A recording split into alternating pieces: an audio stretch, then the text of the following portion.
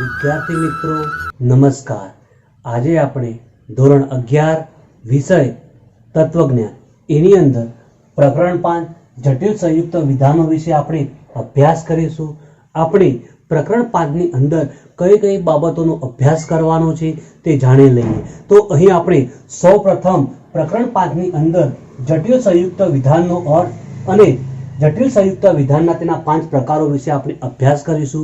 त्यार पछी आपणे सरोपरिकारक विषे टूंक नोटनो अभ्यास करीशुं अने कौंसने लगता नियमोनो आपणे अभ्यास करीशुं अने त्यार पछी छेल्ले आपणे जटिल संयुक्त विधानोनुं सत्यता मूल्य करवानी बे पद्धतिओ विषे आपणे अभ्यास करीशुं।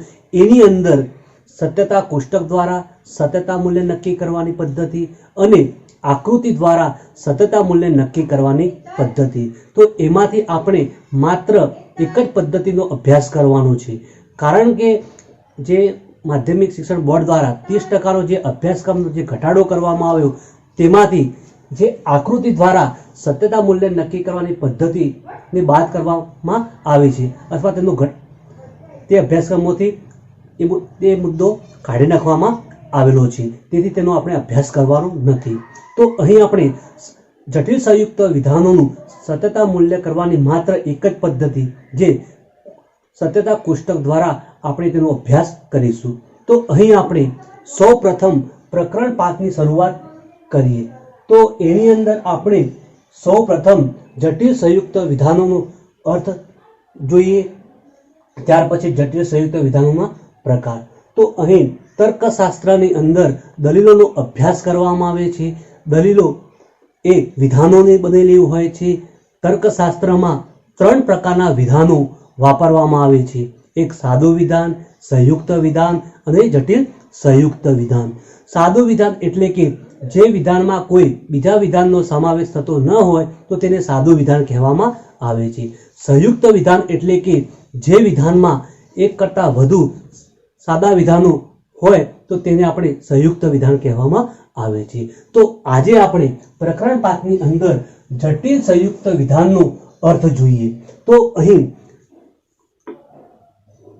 जटिल संयुक्त विधाननो अर्थ तो जे संयुक्त विधानमां घटकरूप विधान तरीके एक करता वधारे संयुक्त विधानोनो समावेश करवामां आव्यो होय तो तेने आपणे जटिल संयुक्त विधान कहेवामां आवे छे। फरीथी आपणे जटिल संयुक्त विधाननो अर्थ जोईए। जे संयुक्त विधान में घटक विधान तरीके एक करता वधु संयुक्त विधानों समावेश करवामां आव्यो होय तो तेने आपणे जटिल संयुक्त विधान कहेवामां आवे छे। हवे आपणे जटिल संयुक्त विधाननो बीजो अर्थ जोईए कि जे संयुक्त विधान में एक करता वधारे तार्किक कारकोनो उपयोग करवामां आवेलो होय तो ते संयुक्त विधान ने आपणे जटिल संयुक्त विधान कहेवामां आवे छे। हवे आपणे जे जटिल संयुक्त विधानोना जे 5 प्रकार छे एमांथी आपणे प्रथम प्रकार विषे आपणे अभ्यास करीए। तो जटिल निषेधक विधान एटले शुं? तो जटिल निषेधक विधान एटले के जे विधाननी अंदर सरोपरिकारक तरीके नथी अथवा नहीं शब्दनो उपयोग करवामां आवेलो होय तो तेने आपणे जटिल निषेध विधान कहेवामां आवे छे। तो અહીં સરોપરિકારક એટલે શું? તો સરોપરિકારક એટલે કે જે કારક જે વિધાનને અમુક ભાગને નહીં પરંતુ આખા ભાગને લાગુ પડતો હોય તો તે કારકને આપણે સરોપરિકારક કહેવામાં આવે છે। તો આપણે ટૂંકમાં સમજીએ કે સરોપરિકારક આપણે કઈ રીતના વિધાનની અંદર ઓળખવું। તો અહીં કોઈ પણ વિધાન આપેલું હોય તો એ વિધાનોની અંદર જે કારક કૌંસની બહાર આવેલું હોય તો એ કારક સરોપરિકારક કહેવામાં આવે છે। તો અહીં કારકો મુખ્ય 5 છે, નિષેધ, સમુચય, વિકલ્પન, શરતી અને દ્વિશરતી અને વિકલ્પન। તો અહીં આપણે જોઈએ આપેલ વિધાનની અંદર જટિલ નિષેધક વિધાન, અહીં તો વિધાન આપેલું છે, આપણે સરળતાથી ખ્યાલ આવી જશે। તો અહીં આપણે જોઈ શકીએ છીએ કે કૌંસની બહાર કયો કારક આપો તો નથી, એ વાત ખરી નથી, નહીં એ વાત સાચી નથી, આવા શબ્દો આપવામાં આવેલા હોય तो तेने आपणे ते विधाने जटिल निषेध विधान कहेवामां आवे छे। तो અહીં નથી શબ્દ આપવામાં આવેલો છે, નથી એ સરોપરિકારક છે। હવે આપણે આપેલ વિધાનની પ્રાતિક રજૂઆત, સંકેતાવલી અને વિધાનનો પ્રકાર આપણે આપીશું। અહીં આ પ્રમાણેના ઉદાહરણો વિભાગ C ની અંદર પૂછવામાં આવતા હોય છે। તો અહીં આપણે સૌપ્રથમ સંકેતાવલી આપી। તો સંકેતાવલીની અંદર આપેલા ઉદાહરણની અંદર કેટલા સાદા વિધાનો આપવામાં આવેલા છે? તો અહીં આપણે તેને A થી Z સુધીના અક્ષરોને પ્રતીક તરીકે આપીએ છીએ। તો અહીં આપેલ ઉદાહરણની અંદર અમારું ગામ રળિયામણું છે અને તમારું ગામ આબાદ છે। તો અહીં અમારું ગામ રળિયામણું છે એક સાદું વિધાન અને બીજું સાદું વિધાન તમારું ગામ આબાદ છે। તો આપણે અહીં બે સાદા વિધાનો લખી દઈએ। અમારું ગામ રળિયામણું છે। બીજું સાદું વિધાન છે તમારું ગામ આબાદ છે। તો અહીં આપેલ ઉદાહરણની અંદર બે સાદા વિધાનો છે। તો અહીં આપણે R અને T પ્રતીક વડ આપી દઈએ છીએ। તો હવે આપણે આપેલ સંકેતાવલીને આધારે આપણે આપેલ ઉદાહરણની પ્રાતિક રજૂઆત કરીએ। તો પ્રાતિક રજૂઆત, તો અહીં આપણે જે પ્રમાણે વિધાન આપેલું હોય એ પ્રમાણે આપણે સંકેતાવલી જે પ્રતીકો આપ્યા એ પ્રમાણે ગોઠવી દઈએ। તો અહીં આપણે સૌપ્રથમ કૌંસનો ઉપયોગ કરીએ। એની બહાર નિષેધ તાર્કિકારક આપવામાં આવેલો છે। અમારું ગામ રળિયામણું છે એને માટે R આપેલો છે અને એટલે સમુચય તાર્કિકાર, અને તમારું ગામ આબાદ છે તો આબાદ માટે આપણે T આપેલો છે। તો અહીં આપેલ ઉદાહરણની પ્રાતિક રજૂઆત નિષેધ કૌંસની અંદર R સમુચય T થાય છે। R એટલે અમારું ગામ રળિયામણું છે, T એટલે તમારું ગામ આબાદ છે। તો એ પ્રમાણે આપણે અહીં R અને T નો ઉપયોગ કરીએ છીએ। તો આ પ્રમાણે પ્રાતિક રજૂઆત કરી શકાય। હવે વિધાનોનો પ્રકાર, અહીં તો આપવામાં આવેલું વિધાન એટલે સરળતાથી ખ્યાલ આવી જાય કે આપેલ વિધાન જટિલ સંયુક્ત વિધાન છે। તો અહીં આપણે જોઈ શકીએ છીએ કે જે તાર્કિક કારક કૌંસની બહાર હોય તો તે વિધાનનો પ્રકાર। અહીં કયો તાર્કિક કારક બહાર છે? નિષેધ છે। તો આપેલ વિધાન કયું છે? તો જટિલ નિષેધ વિધાન છે।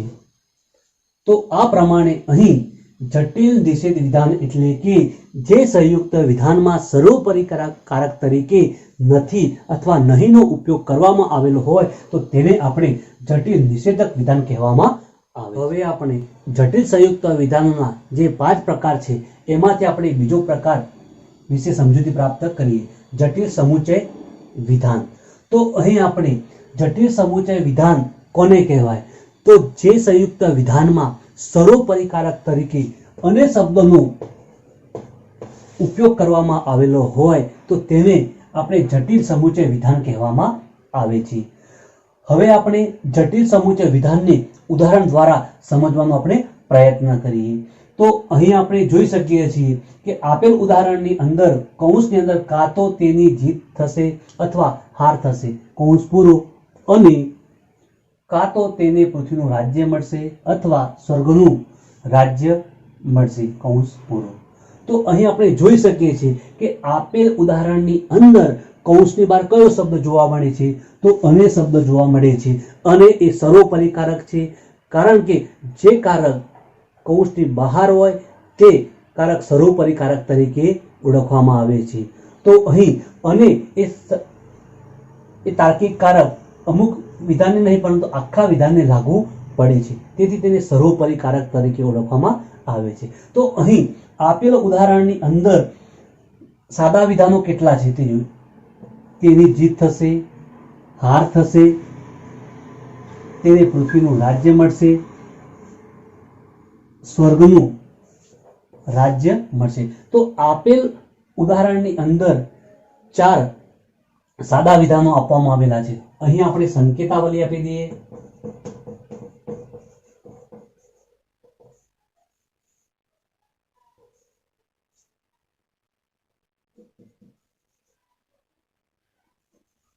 તેની જીત થશે,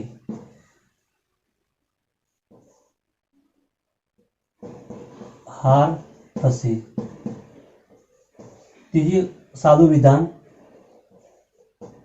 તેને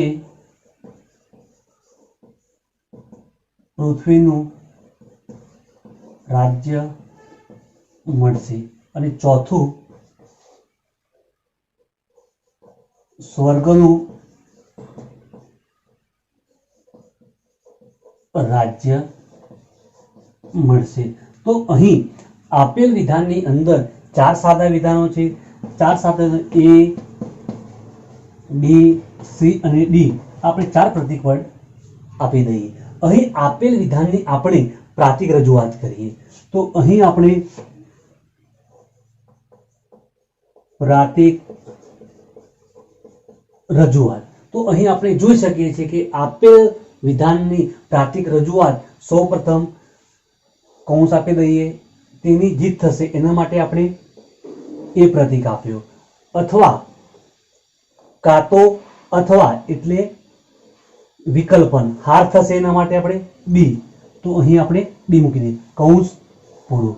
હવે કૌંસની બહાર અને એટલે સમુચ્ચય, કૌંસની અંદર તેને પૃથ્વીનું રાજ્ય મળશે એના માટે આપણે સી આપેલું છે તો એ આપણે સી લખી દઈએ।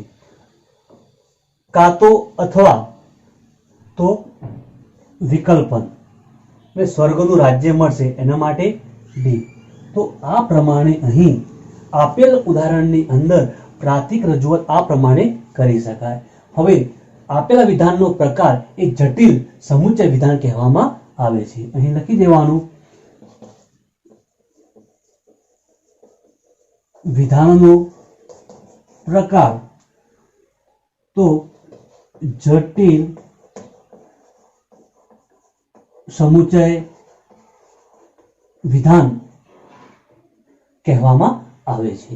તો અહીં આ પ્રમાણે જટિલ સંયુક્ત વિધાનની અંદર જટિલ સમુચ્ચય વિધાન એટલે કે જે વિધાનની અંદર સર્વોપરીકારક તરીકે અનેક શબ્દોનો ઉપયોગ કરવામાં આવેલો હોય તો તેને જટિલ સમુચ્ચય વિધાન કહેવામાં આવે છે। હવે આપણે જટિલ સંયુક્ત વિધાનોમાં જે ત્રીજો પ્રકાર છે જટિલ વિકલ્પન વિધાન વિશે આપણે અભ્યાસ કરીશું। તો જટિલ વિકલ્પન વિધાનનો અર્થ તો જે સંયુક્ત વિધાનમાં કાં તો અથવા શબ્દનો ઉપયોગ કરવામાં આવેલો હોય તો તેને આપણે જટિલ વિકલ્પન વિધાન કહેવામાં આવે છે।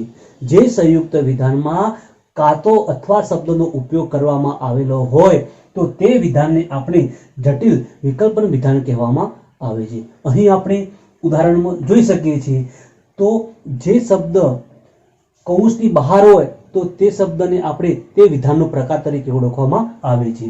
અહીં કૌંસની બહાર કાં તો અથવા એ શબ્દ કૌંસની બહાર આપેલો છે તેથી આપેલ વિધાન એક જટિલ વિકલ્પન વિધાન કહેવામાં આવે છે।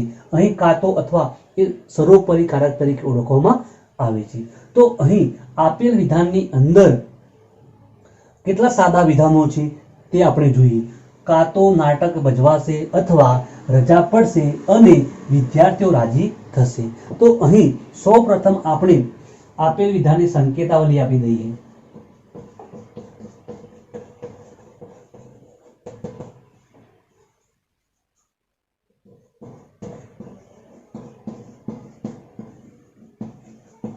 નાટક ભજવાશે, 2 રજા પડશે, 3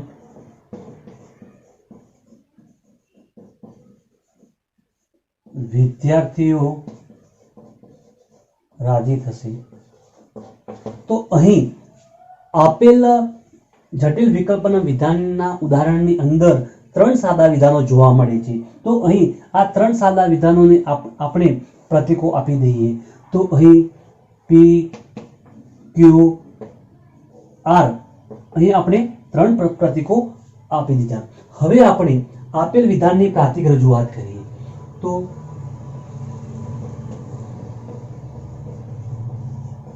પ્રાતિક રજૂઆત તો અહીં જે પ્રમાણે ઉદાહરણ આપવામાં આવેલું છે તે પ્રમાણે આપણે અહીં પ્રતીકો અને તાર્કિક કારકોની ગોઠવણી કરી દઈએ। તો અહીં નાટક ભજવાશે એના માટે પી આપેલું છે, તો પી મૂકી દઈએ. ત્યાર પછી આપણે કાં તો અથવા એટલે વિકલ્પ મૂકી દઈએ. કૌંસની અંદર રજા પડશે એના માટે ક્યુ આપેલું છે, અને અને સમુચય મૂકી દઈએ, અને વિદ્યાર્થીઓ રાજી થશે એના માટે આપણે આર મૂકી દઈએ. તો આ પ્રમાણે અહીં પ્રાતિક રજૂઆત કરી શકાય. હવે છેલ્લે વિધાનનો પ્રકાર. તો અહીં વિધાનના પ્રકારની અંદર આપણે જોઈ શકીએ છીએ કે અહીં તો આપણે સરળતા નક્કી કરી શકીએ કે આપેલ વિધાન જટિલ વિકલ્પનું વિધાન છે, પણ અહીં પરીક્ષાની અંદર તમને કોઈ પણ 5 જે જટિલ સંયુક્ત વિધાનના પ્રકાર છે એમાંથી કોઈ પણ એક ઉદાહરણ આપવામાં આવેલું હશે. એની અંદર સૌ પ્રથમ તમારે સંકેતાવલી આપી દેવાની, પ્રાતિક રજૂઆત આપી દેવાની અને વિધાનનો પ્રકાર. તો અહીં તો જટિલ વિકલ્પન વિધાન છે, તો અહીં આ પ્રમાણે અહીં જટિલ વિકલ્પન વિધાન નક્કી કરી શકાય. જટિલ સંયુક્ત વિધાનોના જે 5 પ્રકાર છે એમાંથી આપણે જટિલ શરતી વિધાનનો આપણે અભ્યાસ કરીએ. તો જટિલ શરતી વિધાન એટલે શું? તો જે સંયુક્ત વિધાનમાં સર્વોપરિકારક તરીકે જો અને તો શબ્દોનો ઉપયોગ કરવામાં આવેલો હોય તો તેને આપણે જટિલ શરતી વિધાન કહેવામાં આવે છે. તો અહીં આપણે જટિલ શરતી વિધાનનું ઉદાહરણ દ્વારા સમજવાનો પ્રયત્ન કરીએ. તો અહીં આપણે જોઈ શકીએ છીએ કે જો કૌંસની અંદર જમીનને ખાતર મળે, કૌંસ પૂરો, તો જમીનને પોષણ મળે અને તેની ફળદ્રુપતા વધે છે, કૌંસ પૂરો. તો અહીં આપણે જોઈ શકીએ છીએ કે સર્વોપરિકારક એટલે શું? જે કારક કૌંસની બહાર હોય તેને આપણે સર્વોપરિકારક તરીકે ઓળખવામાં આવે છે. તો અહીં કયો શબ્દ કૌંસની બહાર જોવા મળે? તો જો અને તો શબ્દ કૌંસની બહાર જોવા મળે છે, તો સર્વોપરિકારક છે. સર્વોપરિકારક કયો છે? જોતો. તો જોતો એ જટિલ શરતી વિધાન તરીકે ઓળખવામાં આવે છે. હવે આપણે આપેલ ઉદાહરણની અંદરથી સંકેતાવલી, પ્રાતિક રજૂઆત અને વિધાનનો પ્રકાર આપણે નક્કી કરીશું. તો આ પ્રમાણે પરીક્ષાની અંદર ઉદાહરણો પૂછવામાં આવતા હોય છે, વિભાગ સી ની અંદર 2 ગુણની અંદર. તો સૌપ્રથમ તમારે અહીં સંકેતાવલી આપી દેવાની.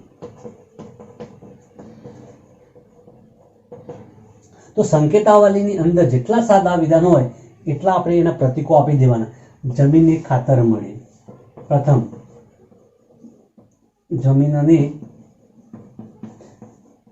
ખાતર મળે તો એના આપણે એ આપી દઈએ. જમીનને પોષણ મળે, 2 આપી દઈએ. જમીનને પોષણ મળે એના આપણે બી આપી દઈએ. હવે ત્રીજું સાદું વિધાન, તેની ફળદ્રુપતા વધે, તેની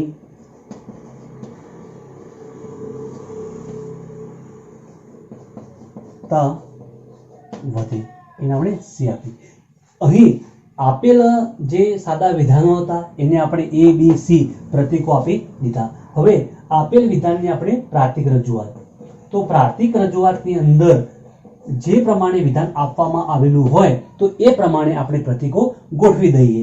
તો અહીં આપણે જોઈ શકીએ છીએ કે જમીનને ખાતર મળે એના માટે આપણે કયો પ્રતીક ઉપયોગ કર્યો? તો એ પ્રતીક ઉપયોગ કર્યો. તો એ આપણે અહીં મૂકી દઈએ. હવે કૌંસની અંદર જો તો એના માટે આપણે શરતીનો ઉપયોગ કર્યો. હવે કૌંસની અંદર જમીનને પોષણ મળે તો એના માટે આપણે બીનો ઉપયોગ કર્યો, તો બી મૂકી દઈએ. અને તેની ફળદ્રુપતા વધે એના માટે આપણે સીનો ઉપયોગ કર્યો. તો અહીં આ પ્રમાણે પ્રાતિક રજૂઆત કરી શકાય.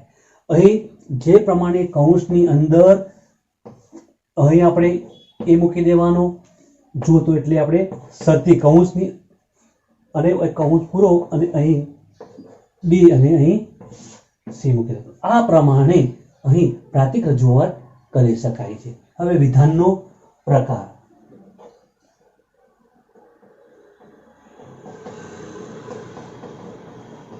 તો અહીં જટિલ શરતી વિધાન.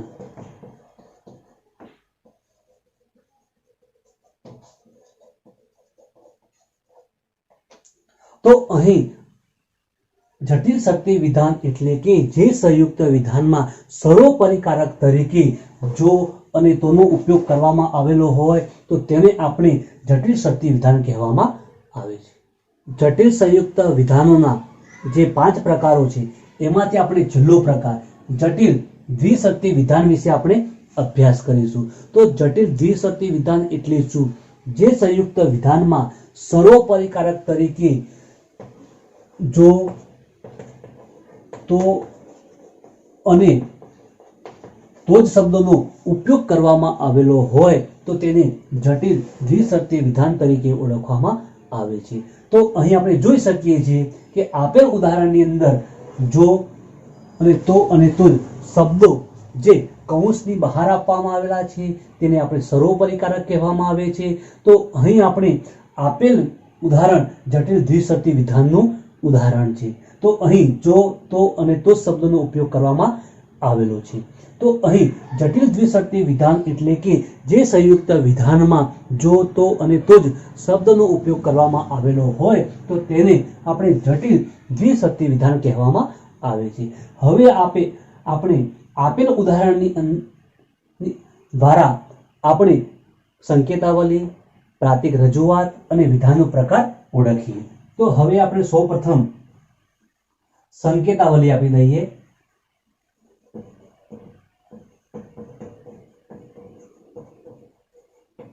તો આપેલ ઉદાહરણની અંદર કેટલા સાદા વિધાન જોઈ લઈએ. જો અભિમાન ઘટે તો અહીં અભિમાન ઘટે અને ડાપણનો ઉદય થાય તો અને તો જ માનવ જીવનના પ્રશ્નો સમજી શકે, તેનો સાચો ઉકેલ શોધી શકે. તો અહીં આપણે જોઈ શકીએ છીએ તો અને એ કૌંસની અંદર આવેલો છે તાર્કિક કારક અને જો તો એ કૌંસની બહાર તાર્કિક કારક જોવા મળે છે. અહીં આપણે જેટલા સાદા વિધાનો આપેલા હતા એટલા સાદા વિધાનોને આપણે લખી દઈએ. તો પ્રથમ સાદું વિધાન છે, 1 નંબર આપી દઈએ. અભિમાન ઘટે, પ્રથમ સાદું વિધાન, એના આપણે એ પ્રતીક આપી દઈએ. બીજું સાદું વિધાન ડહાપણનો ઉદય થાય, એના માટે આપણે બી આપી દઈએ. માણસ જીવનના પ્રશ્નો સમજી શકે, માણસ જીવનના પ્રશ્નો સમજી શકે, એના માટે આપણે સી નો ઉપયોગ કરીએ. અને 4 નંબરમાં આપણે આપીએ સાદું વિધાન, તેનો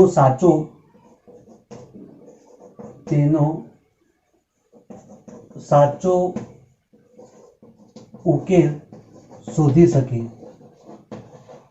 એના માટે આપણે બી આપી દઈએ.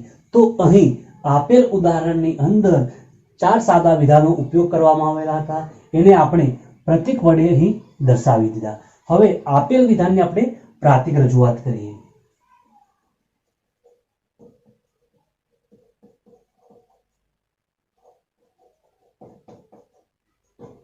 તો અહીં આપેલ વિધાનની અંદર આપણે જોઈ શકીએ છીએ તો કૌંસની અંદર અભિમાન ઘટે એના માટે આપણે એ પ્રતીકનો ઉપયોગ, અને છે એટલે સમુચય. ડાપણનો ઉદય થાય એના માટે બી, કૌંસ પૂરો. તો અને તો જ માટે આપણે દ્વિશક્તિ મૂકી દઈએ. હવે આપેલ ઉદાહરણની અંદર આપણે કૌંસ મૂકીએ, પછી માણસ જીવનના પ્રશ્નો સમજી શકે એના માટે આપણે સી આપી દઈએ, અને સમુચય મૂકીએ, અને સાચો ઉકેલ શોધી શકે એના માટે આપણે ડી આપી દઈએ. તો અહીં આ પ્રમાણે અહીં પ્રાતિક રજૂઆત કરી શકાય. હવે વિધાનનો પ્રકાર.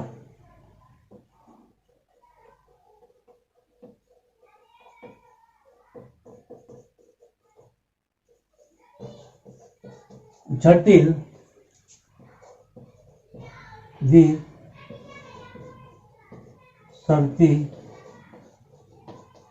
વિધાન. તો અહીં આપણે જોઈ શકીએ છીએ કે જટિલ દ્વિશક્તિ વિધાન. તો અહીં આ પ્રમાણે આપેલ ઉદાહરણની સંકેતાવલી આપી દેવાની, પ્રાતિક રજૂઆત આપી દેવાની અને વિધાનનો પ્રકાર. તો કોઈ પણ ઉદાહરણ આપેલું હોય તો આ પ્રમાણે રજૂઆત કરી શકાય. તો અહીં જટિલ દ્વિશક્તિ વિધાન એટલે કે જે સંયુક્ત વિધાનમાં સર્વોપરી કારક તરીકે જો તો અને તો જ નો ઉપયોગ કરવામાં આવેલો હોય તો તેને આપણે જટિલ દ્વિશક્તિ વિધાન કહેવામાં આવે છે.